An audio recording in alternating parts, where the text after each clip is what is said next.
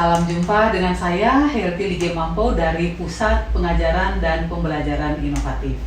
Pada kesempatan ini saya akan memberikan pengantar berkaitan dengan pembuatan modul-modul e-learn yang akan membantu Bapak Ibu dosen di dalam mempersiapkan materi kuliah yang akan diunggah ke e-learn UKSW.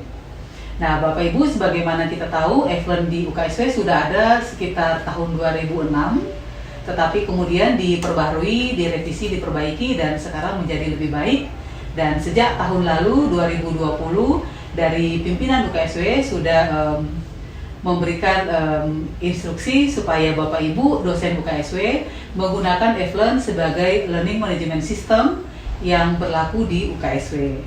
Artinya kita tahu di luar sana ada banyak learning management system, tetapi sekali lagi yang berlaku di UKSW yang kita gunakan untuk proses belajar kita secara resmi adalah e-learn.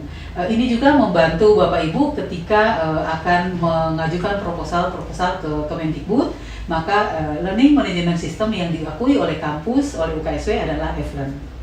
Nah, Bapak Ibu, saat ini kita sudah berada pada era industri 4.0 dan era society 5.0. Artinya apa? Pada saat ini perkembangan teknologi digital sudah semakin maju, semakin mengubah banyak hal, dan semakin membuat kita semua sangat bergantung pada guys atau gawai, yang mana hal ini menjadi pada akhirnya sudah mengubah tatanan hidup kita sehari-hari. Demikian juga dengan kita berkomunikasi, sekarang ada perubahan-perubahan akibat adanya kemajuan dalam hal teknologi, komunikasi, dan informasi. Dunia terhubung satu sama lain melalui internet. Kita bisa kontak dengan teman-teman, kita bisa kontak dengan mahasiswa, dan kontak itu hanya sejauh laptop dari badan kita atau sejauh komputer dari badan kita. Berkomunikasi dengan teman-teman, kita banyak menggunakan keahlian dalam memencet tools pada HP, pada laptop, ataupun pada tablet kita. Nah, Bapak Ibu, bagaimana dampak dari perubahan, kemajuan-kemajuan yang ada pada teknologi informasi dan komunikasi ini? Tentunya kita tidak bisa menutup mata bahwa hal ini juga harus secara mutlak berlaku juga pada bidang pendidikan. Ada banyak hal di dalam pendidikan yang berubah akibat kemajuan dari teknologi informasi dan komunikasi ini. Contohnya, selama ini kita bisa belajar secara luring. Artinya kita belajar di dalam ruang kelas, di situ ada dosen, di situ ada mahasiswa. Mungkin juga kita belajar di laboratorium, hadir bersama-sama. Namun adanya perubahan, adanya perkembangan teknologi informasi dan komunikasi membuat kita bisa memiliki alternatif lebih daripada belajar secara luring. Kita bisa belajar secara daring dalam jaringan, kita bisa belajar secara online, di mana pada waktu yang bersamaan dosen sebagai pengajar berada di tempat yang berbeda tempatnya dengan para mahasiswa. Nah, hal ini menjadi sesuatu yang berupa kebiasaan, sehingga kita juga harus berkompromi dengan adanya kemajuan teknologi tersebut. Nah, hal yang penting, yang mendasar adalah kita harus merubah paradigma kita. Perubahan yang harus kita lakukan adalah kita menyesuaikan dengan teknologi-teknologi yang sudah ada pada saat ini. Apabila di dalam kelas kita mengajar, kesannya dosen adalah narasumber utama bagi mahasiswa. Nah, ketika ada dunia internet yang begitu mudah diakses oleh mahasiswa, maka di sini kita juga sebagai dosen perlu membuka wawasan kita, perlu menyadari bahwa dosen bukan lagi dominan sebagai sumber ilmu bagi mahasiswa kita. Oleh karena itu, kita berkompromi dengan cara kita sebagai dosen memfasilitasi mahasiswa agar mereka bisa belajar secara mandiri dan bertanggung jawab. Nah, paradigma-paradigma yang harus kita ubah berkaitan dengan bahan ajar, berkaitan dengan proses pembelajaran itu sendiri, dan berkaitan dengan bagaimana kita mengevaluasi mahasiswa. Selama ini kita sudah punya dokumen-dokumen yang berfungsi sebagai bahan ajar bukti-bukti fisik kita sebagai bahan kita mengajar. Nah, dengan adanya teknologi digital, maka semua itu bisa didokumentasikan dengan baik, dengan rapi. kita susun dan kita bisa menggunakan learning management system yang ada. Kemudian dengan kita menempatkan material-material ajar kita di dalam learning management system kita, maka material itu dapat diakses oleh kita, oleh orang-orang yang kita kehendaki, bisa diakses di mana saja dan kapan saja. Pembelajaran itu sendiri berlangsung bisa secara fleksibel, bisa luring, bisa juga daring. Artinya apa? Proses belajar bisa menembus ruang dan waktu karena ada sistem komunikasi yang lebih fleksibel. Tetapi bagaimanapun strateginya, bagaimanapun cara kita dalam proses belajar, ini tentunya selalu berorientasi pada pencapaian pembelajaran yang sudah kita tetapkan di awal-awal perkuliahan. Kemudian bagaimana cara kita mengevaluasi hasil belajar mahasiswa? Bapak Ibu, kita sadari bahwa dengan adanya teknologi digital, kita bisa melaksanakan evaluasi pembelajaran secara online. Itu artinya ada konsekuensi-konsekuensi dan ada hal-hal yang harus kita ingat betul. Sedemikian rupa sehingga pembelajaran evaluasi ini lebih baik kita berorientasi pada mengevaluasi kemampuan problem solving mahasiswa kita. Kemudian di dalam hasil evaluasi ini juga lebih baik kita menerapkan high order thinking skills. Nah, sebagaimana yang ditulis dalam Permendikbud nomor 3 tahun 2020 bahwa pembelajaran itu sebenarnya merupakan proses interaksi. Jadi proses interaksi dari tripartit, ada mahasiswa, ada dosen, dan ada sumber belajar di dalam satu lingkungan belajar. Lingkungan belajar ini bisa banyak pilihan ketika ada teknologi, informasi dan komunikasi yang berkembang.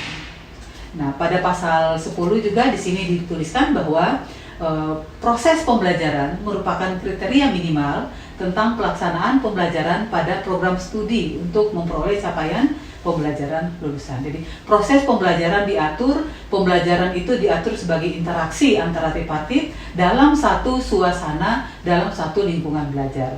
Lingkungan belajar itu bisa berlangsung daring, bisa berlangsung luring. Kita ikuti perkembangan zaman di mana kita punya pilihan untuk melaksanakan luring dan melaksanakan daring. Nah, pada saat kita melihat bagaimana pembelajaran itu akan berlangsung, kita bisa melihat tata cara belajar yang umum yang kita bagi dalam sinkron dan asinkron. Kalau kita melaksanakan pada waktu yang sama di lokasi yang sama, itu berarti sinkron secara langsung. Tapi kalau waktu yang sama di tempat yang berbeda-beda, berarti kita memanfaatkan dunia maya di situ. Dosen ada di sini, mahasiswa ada di tempat-tempat lain, berarti ada pembelajaran yang kita sebut secara virtual. Kemudian kita juga bisa melaksanakan pembelajaran secara asinkron, sudah biasa kita lakukan. Mahasiswa bisa belajar di mana saja, kapan saja, tentang apa saja. Apabila mereka belajar secara mandiri, maka kita katakan asinkron mandiri. Tapi kalau mereka belajar berkolaborasi dengan orang lain, apakah itu dengan ahli atau dengan partner mereka sesama mahasiswa atau berkolaborasi dengan dosen juga, maka itu kita katakan asinkron kolaboratif. Nah, Bapak Ibu, di dalam melaksanakan pembelajaran daring kita perlu ada persiapan-persiapan. Ini adalah semacam checklist yang bisa membantu Bapak Ibu bagaimana mempersiapkan pembelajaran yang berlangsung secara daring ataupun bisa dengan luring. Artinya di sini ada pilihan, mau luring ataupun mau daring. Mau daring yang seperti apa? Yang sinkron atau asinkron. Nah, ini ada contoh pilihan-pilihan kegiatan yang bisa dilakukan ketika kita melakukan pembelajaran. Kita bisa memilih dari aktivitas pembelajaran yang ada, atau kita bisa menambahkan sesuatu apabila di dalam checklist ini belum ada aktivitas yang kita maksud. Nah, ini juga ada checklist bagaimana kita mau menuju ke RPS berbasis daring. Seperti biasa, ada satu RPS, maka di dalam RPS itu perlu ada identitas dari RPS, identitas dari mata kuliah sampai ke asesmen ya, rencana penilaian kita itu semua ada. Tetapi sekarang mari kita lihat bagaimana kalau kelengkapan ini kita bawa ke RPS yang berorientasi daring. Ya, seperti ini juga bisa ya, checklist yang bisa kita siapkan, apa yang harus kita siapkan yang akan kita bawakan di dalam pembelajaran kita, proses belajar kita dalam satu mata kuliah yang nantinya berciri daring. Nah, ini adalah cuplikan RPS daring di mana kita bisa lihat ciri daring itu berada. Yang pertama pada sumber belajar, ada sumber belajar utama, pendukung atau lain-lain. Nah, sumber belajar ini apakah ada yang akses internetnya atau tidak, ada linknya atau tidak. Apabila ada link, misalnya pun buku elektronik atau jurnal elektronik, atau mungkin gambar atau apapun itu yang berbasis elektronik, maka di dalam sumber belajar akan ada link atau sesuatu yang bisa diakses dari dunia maya secara virtual. Kemudian dalam sistem manajemen perkuliahan, di situ ada kategori offline dan ada online. Tentunya kalau RPS pembelajaran daring, bagian online-nya akan terisi. Nah, di dalam isian RPS itu sendiri, setting pembelajaran, aktivitas pembelajaran bisa kita lihat pada bentuk dan metode. Bentuknya seperti apa, metodenya bagaimana, sinkron atau asinkron, luring atau daring akan termuat di situ. Nah, contohnya seperti ini, sumber belajar yang menyatakan bahwa kita punya akses secara online, maka ini bisa dikatakan salah satu contoh bagaimana RPS kita bercirikan daring. Kemudian pada sistem manajemen perkuliahan juga di situ ada online-nya, ada Eflearn, Google Meet, Kahoot, WA Group dan sebagainya. Bapak Ibu bisa mengisi sesuai platform yang digunakan. Pada bagian isian lainnya yang lebih detail tentang setting pembelajaran, bentuk dan metode pembelajaran di situ ditulis dengan lebih detail. Misalnya sinkron maya, itu berarti kita melaksanakan perkuliahan secara online pada waktu yang sama tetapi pada tempat yang berbeda. Misalnya kita mengadakan Zoom meeting atau kita menggunakan Google Meet. Nah, di situ ada interaksi antara dosen dan mahasiswa, juga antar mahasiswa yang kita bisa atur. Bisa dalam bentuk kuliah, ceramah, tanya jawab, diskusi atau apapun. Kemudian untuk penugasan bisa juga kita laksanakan secara asinkron. Nah, apakah itu pembelajaran berbentuk luring ataupun daring, kita tetap mengutamakan kualitas dari pembelajaran itu sendiri. Di sini kualitas pembelajaran daring tetap kita lihat dari sisi yang pertama materi digitalnya. Materi digitalnya itu selalu harus variatif, relevan, kemudian harus bisa lebih mencerminkan, lebih banyak visualnya. Kemudian untuk forum diskusi daring juga, bagaimana kita mengatur supaya mahasiswa kita bisa berdiskusi secara daring.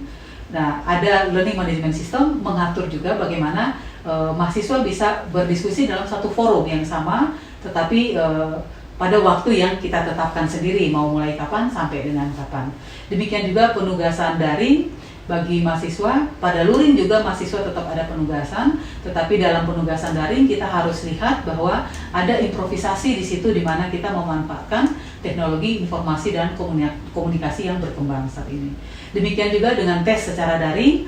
Nah, Bapak Ibu harus lebih jeli melihat tes secara daring karena mahasiswa biasanya juga lebih kreatif dalam menjawab soal-soal kita yang mana tes itu berbasis daring. Oleh karena itu di awal tadi sudah saya tekankan bahwa untuk tes secara daring lebih baik berorientasi pada pemecahan masalah dan lebih mengedepankan high order thinking skill.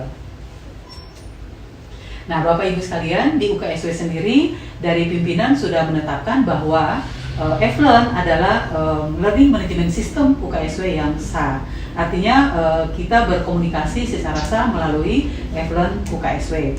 Apabila ada pengajuan proposal ke Kemdikbud atau kemanapun, maka yang kita pakai adalah Eflearn. Apabila memang dimintakan di situ bagaimana kita berkomunikasi secara daring dengan mahasiswa.